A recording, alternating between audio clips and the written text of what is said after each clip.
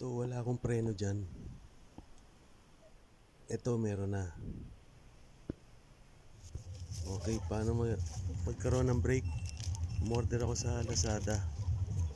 Ayan, meron siyang ah, mineral oil, hydraulic. Ayan siya. Open ko na yung cover ng fluid.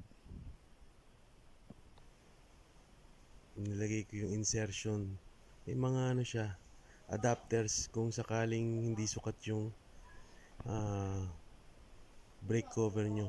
Ayun yung ano niya, imbudo niya. So make sure ilagay nyo yung clogging device para hindi siya tumulo agad. Ayan. Hydraulic mineral oil. So lalagay ko siya konti lang kasi magdadagdag lang ako. Dahil naupod yung preno ko, umusog yung fluid niya, kaya add na lang ako. So ayan, nakita nyo wala.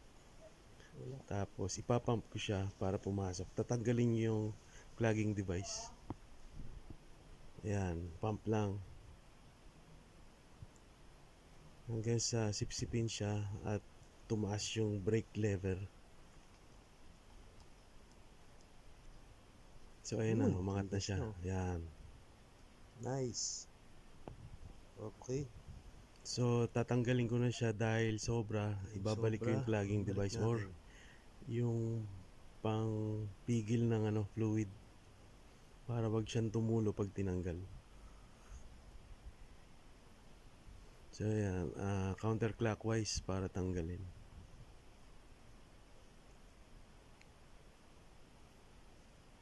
So yung natira, hindi siya tumulo. Ayan, kasi may pang clog siya.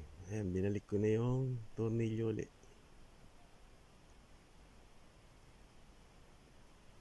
So maganda siya sa mga malalalim ang preno.